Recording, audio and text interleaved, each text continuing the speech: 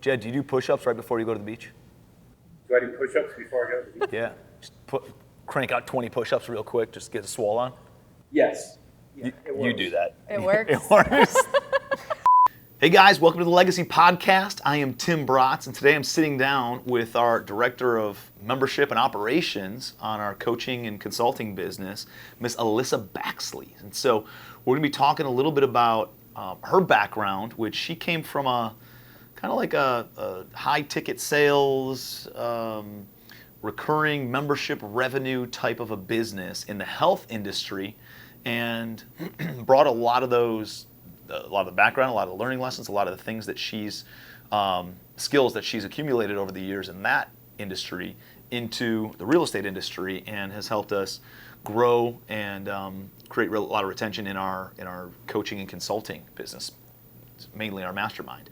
And so if you are looking to build a business that has a subscription type of a model to it, first of all, everybody needs a subscription model in their business because that is what every business is going toward. But I think there's a lot of nuances with it, and you got to do it the right way, where you're leading with value. And I think we're going to talk a lot about that today when I sit down with Alyssa, and kind of how we've structured it and what the different offerings look like and all that kind of stuff. So if you're looking to add a subscription model to your business, one, you need to have it. Two, it's important on how you put it together. And three, it's going to set you up for the biggest exit if you ever decide to sell in the future. The best enterprise value comes from that annual recurring revenue. So let's go sit down with Alyssa and learn how to build out a subscription-based business.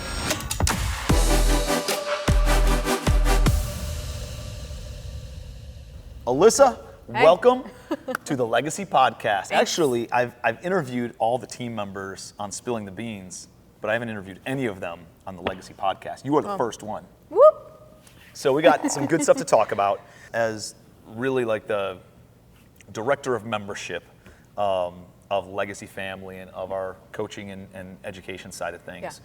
Yeah. You've been on for a year now. I know, that's crazy. I was telling them, I was like, yeah, Chicago was my first summit, my first week. That was almost a year ago. It's like a year next week or something like that, right? Yeah. And so we were introduced through Q. Yep. Q's known you through, because you used to run Synchronicity, which is a local health and wellness establishment with, cold plunges and saunas and salt baths and all this other stuff. And when we got connected, what was fascinating is all the similarities, although you were in the fitness business, to like Legacy Family, right? Yeah. Which is our mastermind that is a membership base as well. And I think what would be cool to talk about would be growing a membership based business, right? Yeah. Like there's a lot of gyms that want to grow that. There's a lot of other service-based businesses and things like that want this membership base, or it could be a coaching consulting business or whatever someone's got. And I'd love to understand kind of what you've seen, even though they're two totally different industries, health and wellness and then real estate and finance really. But there's a lot of similarities, right? Mm-hmm. So why don't you kind of share some of your backstory of kind of like what led you up to that and how you got to where we are today. And then we'll talk a little bit more about those two businesses. Cool. Awesome. Yeah. Well, thanks for having me on. Excited to be on the Legacy Wealth podcast. And yeah, so I would say any service or membership-based business, it's people. You're dealing with people. And, a lot of the operations side of things is, I hear Matt Carlin talk about on the Tuesday daily calls when the CEO of Legacy Wealth Holdings, the how to the what. Mm-hmm. And so, your what is your industry. That's your gym. That could be, a real estate mastermind. That could be a coffee shop. When I always tell everyone, no matter where you're working, I honestly kind of attribute my journey in terms of like being able to be here now to when I was smiling at 5 a.m. to the first customer that was walking into a local coffee shop mm-hmm. here. And just being able to build relationships, even just in a simple service, like serving someone their morning coffee. Mm-hmm. And because you never know who you're serving, and then that stepping stone that might get you to the next place, or the connections or the relationships that you build from there. So anyways, kind of backtracking, yeah, it's all people-centric no matter what field you're in, and kind of putting people first within whatever membership industry that you're in. So let's talk about what you did with Synchronicity. Yeah. Synchronicity was essentially a membership base. How many people? So yeah, we had a capacity, we built up to around a 200 membership base. At $300, $400, $500 a month, right? Yeah, so we had two various tiers. That was in, with any sort of startup model, you go through testing of and that sort of phases. So we had a tiered system, a sort of lower tier that was more communal access, giving you unlimited access to cold plunge, sauna, very sort of basic tier for those people who just want quick in and out wellness stuff.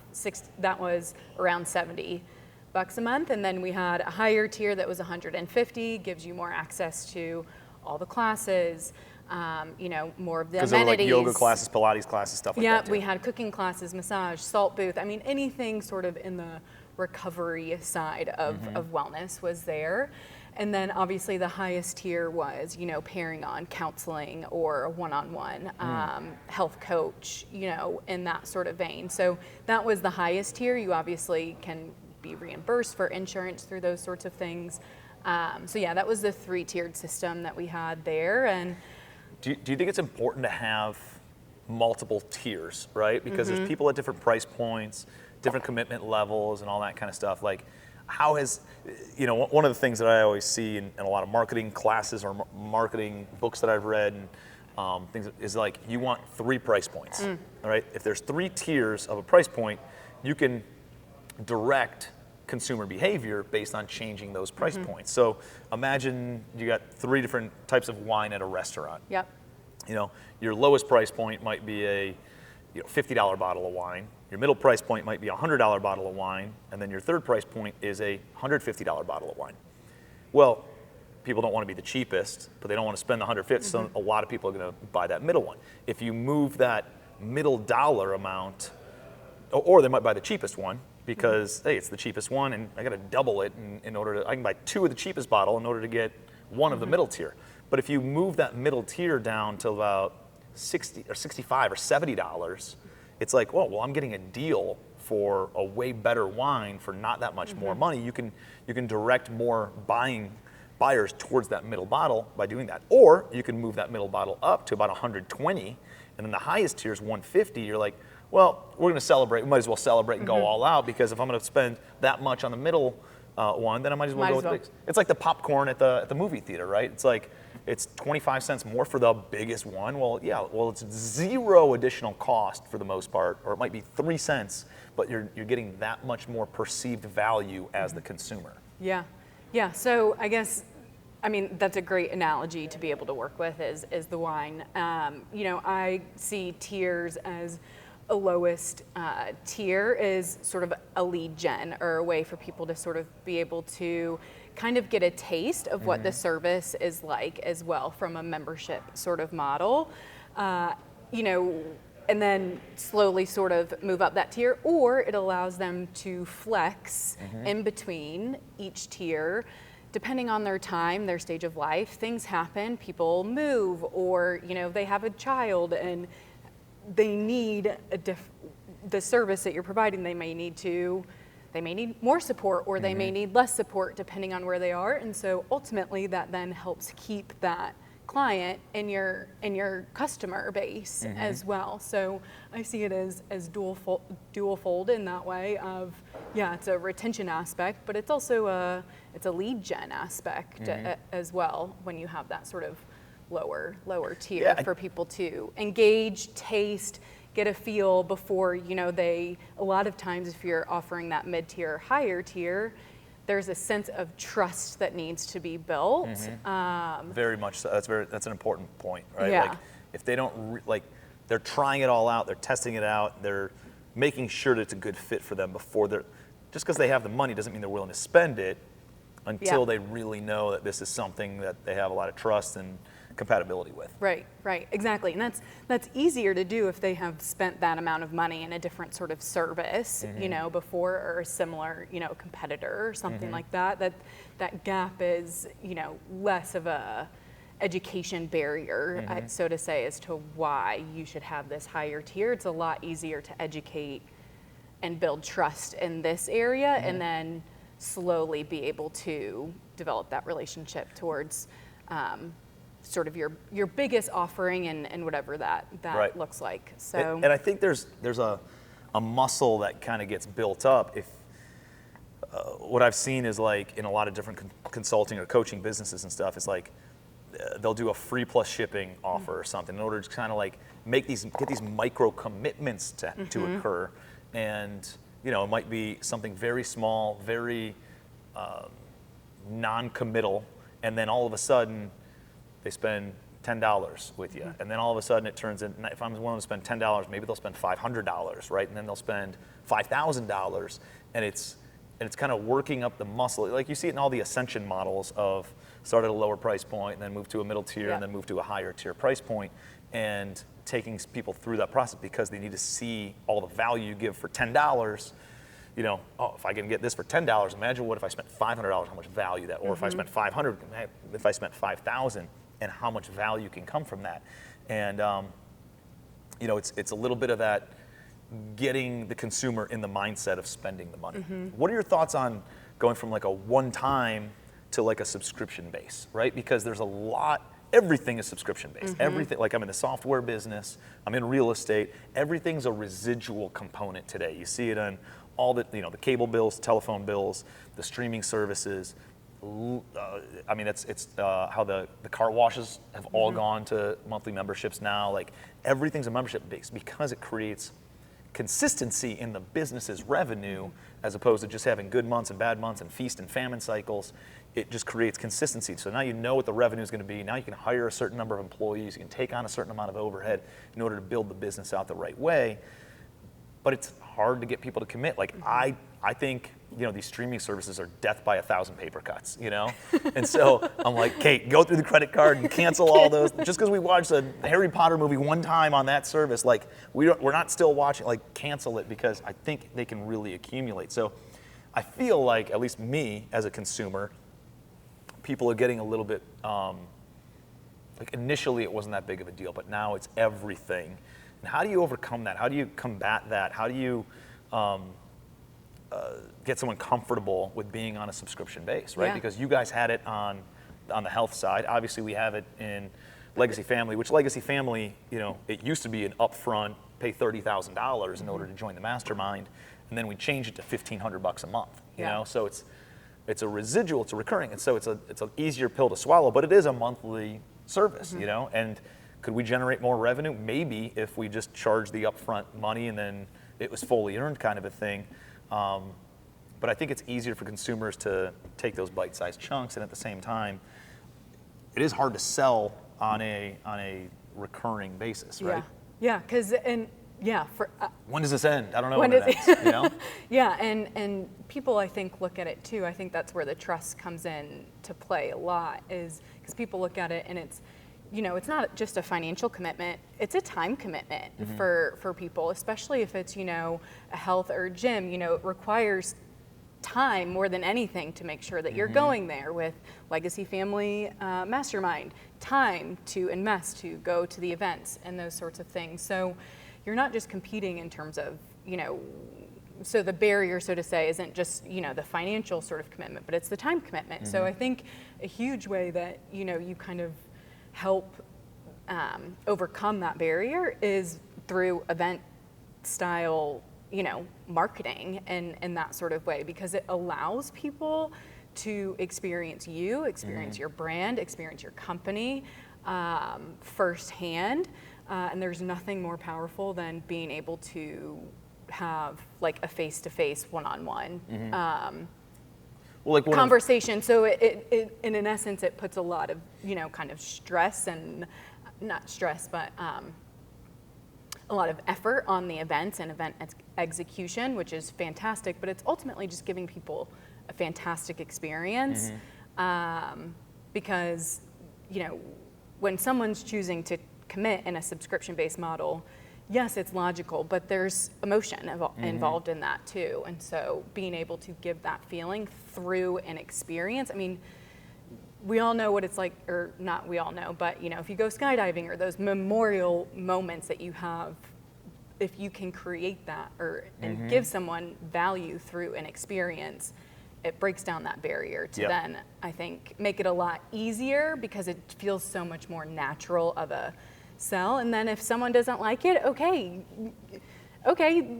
great. Like, maybe there's something else for you at this time, or if anything, maybe they know someone that would see value in that. And then that's a referral there as well. So I don't see it as a lost cause in that aspect. Yeah, I think it's, even though you have a subscription-based model, I think the one-time trial is a really important aspect of having it in your business, right? And so if you have some sort of a business that either has a retail or subscription base or membership base or client or coaching base, I think offering, which we never offered, come out and try out one of our events in Legacy Family before, what, 4 or 5 months ago, right? Yeah. That's it. And so, but when I think back to how I make a decision on certain things, it's like car wash, right? Am I going to sign up for $25 a month on this car wash? Well, car washes are somewhere, they're 10 or 15 bucks or whatever they are per car wash today. So I have to get 2 car washes a month in order for this to pay for itself. I go about once a week, right? So I know that I'm going to get my value out of it, so I will sign up for that subscription base. So and that's how I justify things in my mind. If I join a mastermind, for instance, or let's go to the health one. If I go pay $150 or $200 a month to go out and get a salt bath, or I'm going in the cold plunge 3 days a week, or I'm doing whatever, I start justifying it. Well, I can go and spend $5,000 on my own cold plunge, not have these other things, and buy a sauna for another $5,000. I got to spend $10,000, or I can spend $150 a month and use it without having to maintain it, without paying the electric bill, without having to do all that, clean it, and all that other stuff. That to me makes more sense. And if I don't do this for the next 5 years, then if I do it for longer than 5 years, then maybe I should have bought my own stuff. But I don't know. I probably get hot and cold on certain things, and I'll probably do it for a year and a half, or 2 years, or 3 years, or whatever. And I'm actually ahead financially if I go to that retail establishment instead of buying my own stuff and clogging up my bathroom or my kitchen, or not my kitchen, but my my bathroom or my basement or whatever else. And then from a mastermind perspective, I think of how many deals do I need to close? How much money do I need to raise in order to justify the investment in this? So like Legacy Family, $1,500 a month is $18,000 a year. That's a substantial amount of money. But if you're in real estate, you can make that 3 times over in a single deal. Right. On the single family side, let alone multifamily, you can make 100 times that from a single deal in how it can grow your net worth. 50 to 100 times is very, very realistic. Just from a year membership of the people I met, the money that I had access to, and you invest that for a year or 2 years or 3 years or whatever, you have those relationships for lifetime, And so I'm not a big believer in the transactional side of things. I'm more of a relationship-based person in business, where if I make a commitment to something, I'm sticking with it. But that's how I justify certain recurring subscription payments, is let me invest X number of dollars into it. I'm going to commit to it for a year, 2 years, 3 years. And if I get a single deal or a single investor or a single whatever, then if I meet one person who invests $3 million with me, $60,000 over, 18 grand a year over the course of 3 years is, let's just call it 60 grand for rounding errors. On a $3 million investment, like that's essentially 2 points, right? So I'm paying not everything else that I learned from it, but I also raised $3 million that I can use for the next 20 years of my life probably. And so it justifies it in a very, instead of paying 10% to somebody, I'm paying them 12% essentially, is how I justify it in my own mind. But do you see that most people see, like Legacy Family, for instance, like a mastermind, do they see it as an investment, or they see it as an expense, or like what's been your experience in the past 12 months? Yeah, that's a great question. And, well, and let's talk about synchronicity first, and Yeah. how like why were people canceling? What was that like versus the people that were actually using it, and what was that like? And so what was the psychology amongst both of those? The people who were like the best customers, and then the people who did not stay very long. Yeah, it's interesting because even though it's, kind of two different fields, you have your health, you have your real estate education side of things, it's, the exact sort of similar type of models that you're seeing. You have your top 10, I would say, customers that are super engaged, come to everything, are really kind of, you do everything you can to keep those people because... And to replicate those people. And to replicate those people and to get more of those kind of people. That's who we want to build the tribe around. Yeah, and I think that's, the key thing with both, or any sort of membership subscription base where it is community focused. Yes, it's your service that you're providing, but it really is the core of the power of the community that you build too, that then is self-sustaining, then allows you to take a little bit more of it's less pressure on you as a business owner or a business in itself, because the community rolls and rolls and rolls and rolls and rolls. That's a great point. So if you don't have a community aspect to your business, you need that, right? Yeah. Like, you need to host the community events. You need, Yeah. Gunnar does a good job of this. Yeah. Gunnar's got these individual training clients, or might have 3 people or 4 people, whatever, in a training set. So they got that little micro communities. But then he does like these dinners on a monthly basis, and like these outings a couple times a month, where he gets everybody together and it creates this community. And then people, they'll quit on a business, but they're not going to quit on their friends. Right. Which makes that stickiness and that tribal factor, which is what you want especially if you're a coaching community or something like that. You love that tribal aspect of being able to link arms and run through brick walls with people. Yeah. So I think that's a testament to, your members that stay a while. They're engaging, they're coming to cold plunge, they're coming to sauna, they're coming to the events, but there's only so much reminding as a business that you can sort of do in order to help remind that. But when, to your point, like you have a friend that you've met that goes in cold plunge or goes in saunas or goes to an exercise class with you, or that you're going to see these, I hear this from legacy family members too. Like, I don't want to, I'll have a sense of FOMO if I see these amazing events and, they're posting on social and like, I'm not there, which is, you see that, you're engaging. That's what you see from the top sort of membership base, the people who hang around. And you want obviously to build your business with more people like that. In terms of, for people who may not hang around long, there's always going to be life things that happen. So, babies or moves or life changes, those sorts of things. But what it all kind of boils back down to when you bring it down is, okay, you're not able to, and you're not engaging in it.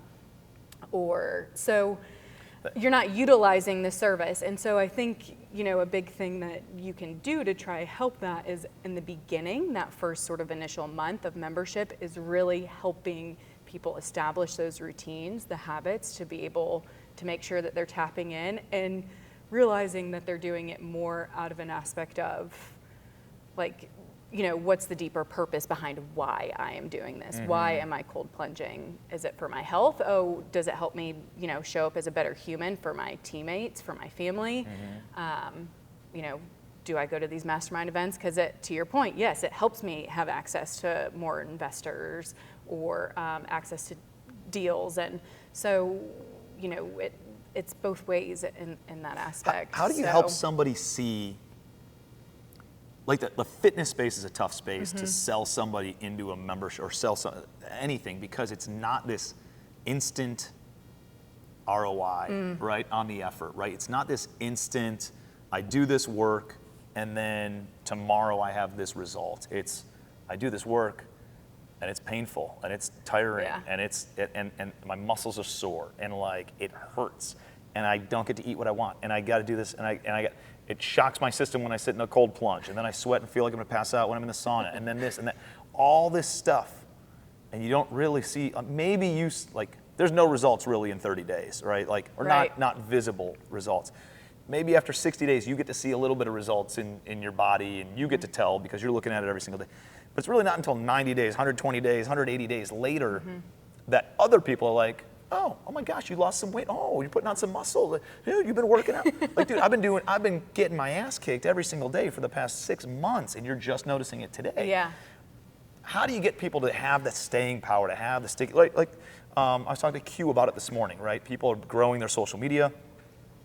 You know, they hire Q's legacy digital media company, and they expect results in 30 or 60 or 90 days when they've never started really doing anything intentional with their social media before, and they're expecting to get rich in 90 days. Yeah. And it's a lot of expectation setting. Or somebody who joins, a mastermind, and the relationships are there. There can be instantaneous results, but a lot of times you're planting seeds for 6 months, 12 months, 18 months, and then the right deal crosses your plate, and then you can attack it with all the different resources that you've built over the past year and a half, and you're able to take that deal down. But if you didn't build it, you wouldn't. But if you don't have the staying power either, that deal never crosses your plate.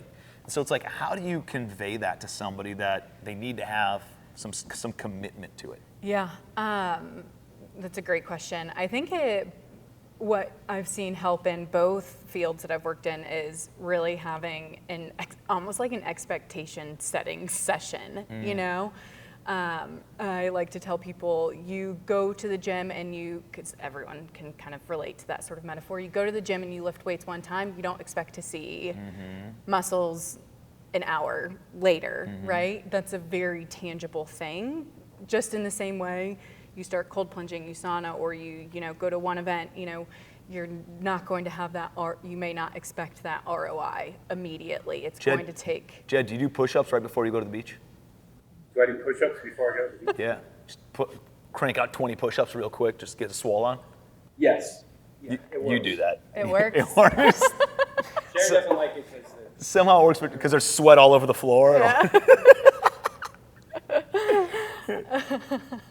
But so you're right. It's that, but it's you don't get it right away. It's upfront communication too.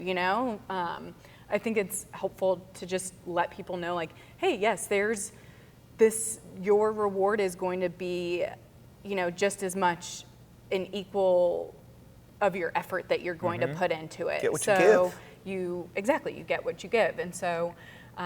The more you do this or you engage in this, or the more equal your results and your reward is going to be. But it's going to take time as well. And so I think as long as you're upfront with people about that, and then also asking them in the same way that you would ask someone in your business, what are your bottlenecks? Like, what are your barriers going to be to you coming to the events or coming to cold plunge and sauna? It's letting them talk out loud about that and problem solve that for themselves. So much more powerful for them. I mean, it's a mini coaching session, I like that idea of like, what are your bottlenecks going to be? All right, well, let's address those now, so that way they don't become an emotional decision when you're in the moment. Right? Exactly. I think another really good one, which we started asking, is like,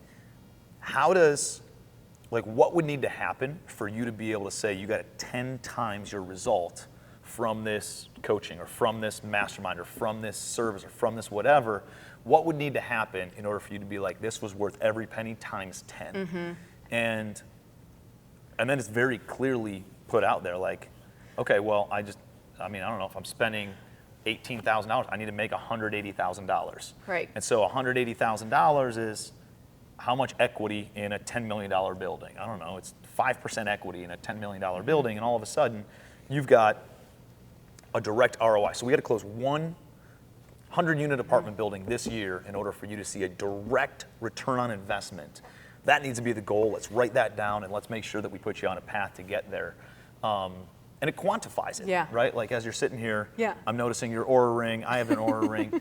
Like, guess what? The data behind it helps me feel better about when I go for a walk or when I go for a workout, and I see how well I slept, and I see how many steps I got in, or whatever that, the heart rate, my heart rate variability reduced, and all this, or increased, right, is what you want. And so resting heart rate reduced.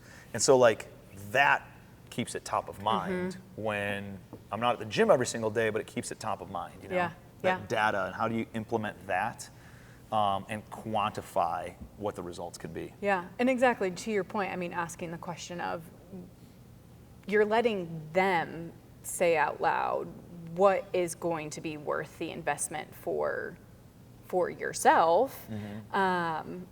And then because, you know, sometimes people might not even be thinking about that. So it just puts the ball in their court, and then it allows you as a business to be able to be like, you know, okay, what are the baby steps that are going to be required in order for you to get there? And it creates that sense of accountability too. So. Very much so, very much so. And I think, you know, as a business owner, like, we're on these calls on Tuesday team calls, right? And like the team cares so much. Like, we're always like, how can we give more? How can we produce more? How can we ask the members? Like, they probably get annoyed of like, dude, stop asking me what else you guys can do. You guys already do too much. Like, we've gotten those responses before. But it's like, I want them to know that we care, right? And to see the investment that we're making and the time that's being spent on really implementing their feedback and everything that we can do, because I think it's so important to stay relevant. And although you can set those expectations on the beginning part, you know, in a subscription-based business of any sort, being able to create the community and being able to continuously provide value on an ongoing basis, where they see the long-term return on relationship capital, right? As opposed to just the transactional, let me meet some private money people, let me do this, let me lose 15 pounds, and as soon as I lose 15 pounds, I'm out. Like, no, this is like a journey. This is something that you should be doing forever, is paying attention to your health and paying attention to your heart rate variability and resting heart rate and all these other things, because it's not a one-time thing on the health side, and it's not a one-time thing on the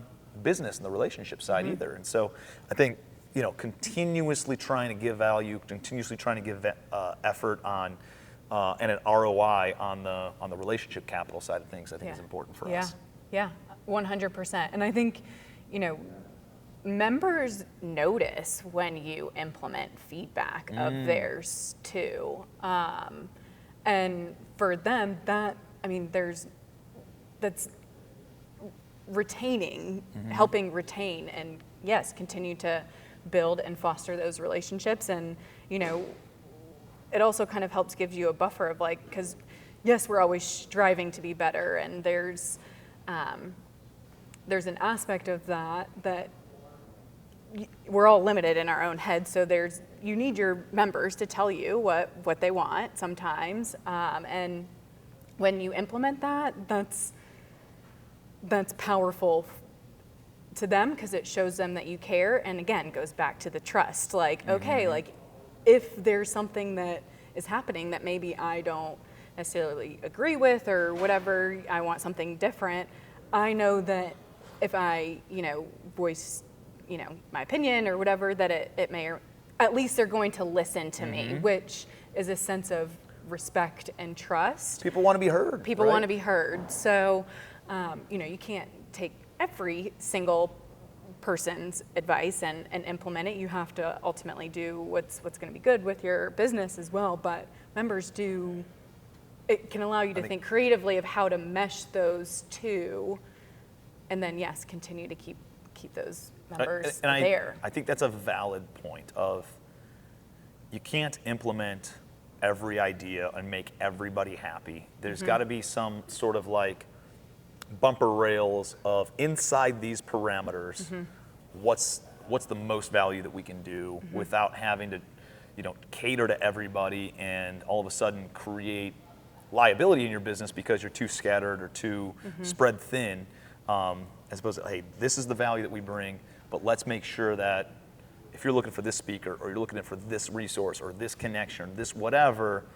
inside of these guardrails, like, this is where you find it, right? This is where we can provide value. And if there's feedback inside of those guardrails, then absolutely, like, let's go all in on it and provide as much value as humanly possible. But I think the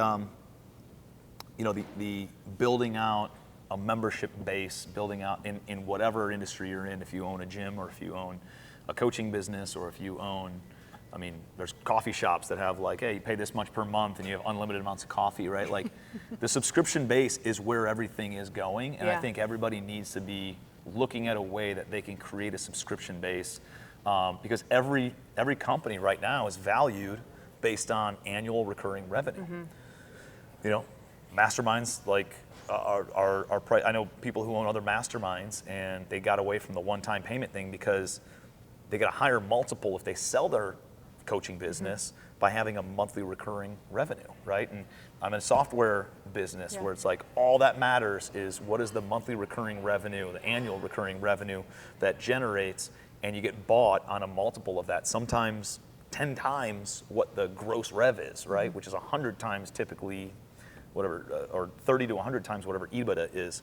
And so it's like they want to see the subscription base because they know that it's real estate, it's residual income. Real estate was the only way that residual income occurred until cable companies and cell phone companies really like started coming out. And now everything is moving to that residual income base. And so if you don't have a residual income aspect to your business, you need to implement it because you're gonna be left in the dust and you're just gonna be fighting and battling an uphill battle if you don't have something like that. But I think it's really important to, one, set proper expectations, two, quantify the value of a subscription business or membership business, and three, continuously always try to improve and continue to deliver that value because if you don't, you're gonna be left in the dust. So this has been awesome. Appreciate you being here. Thanks. It's exciting to have me. you on the Legacy Podcast.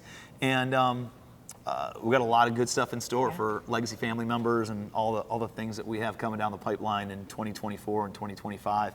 And can't wait for all the events and all the new things that we're bringing out. So if you're not a member of Legacy Family, we would invite you to come out and test it out, right? So although our events are all fulfillment based, meaning we don't sell anything, it's not no upsell, it's just for our membership, our Legacy Family members only, we do sell or offer a trial ticket. One time try before you buy.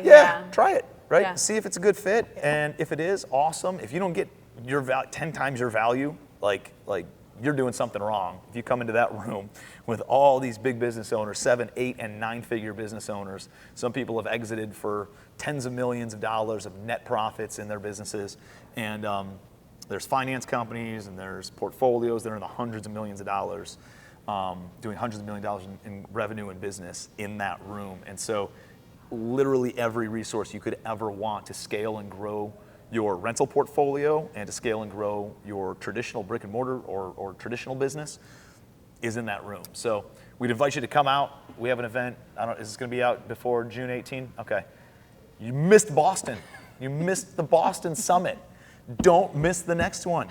The next one is going to be in, not saying it until you watch the video, the recap video from Boston. That'll release it. But it's going to be, was it September 30th and October 1st? September 29th and October 1st. Yeah, is the next one. 30th. September. 30 days, half September. 30. It's 30 days. September April, June, 30th, and November. October 1st. September 30th, October 1st There we go. is the next one. We're a lot more organized on paper than we are right now in front of this camera. And that is going to be an experiential mastermind and an event. Very pumped. That one's going to be super fun. So appreciate you guys being here. We'll see you next week on the Legacy Podcast. Hey, so hopefully you learned a lot of things. There's a lot of moving parts when you put a subscription-based business together and some things you got to think through, right? Kind of like with the end in mind, and then you reverse engineer it in order to come up with what the best and clearest path is to move forward. And if you have questions about this stuff, myself, my team are always available in order to talk through some of these things, maybe point you in the right direction, be a resource, be a connection for you. And if you do have questions or you do have some key takeaways, put it in the comments section. I love to see that stuff. I love to hear your questions. And a lot of times I create content around the questions that you ask, so that way I can directly answer any sort of questions that you might have. So if you've got those questions, probably somebody else does too. It's always valuable seeing those questions in the comment section. So I appreciate that. If you would, please give us a like. Please subscribe to our channel. We're always trying to pay it forward. There's a lot of people that help me on my journey to build up multiple businesses, 7, 8, and 9-figure businesses. And I'm always trying to pay that forward to you. So until next week, I will see you on the Legacy Podcast.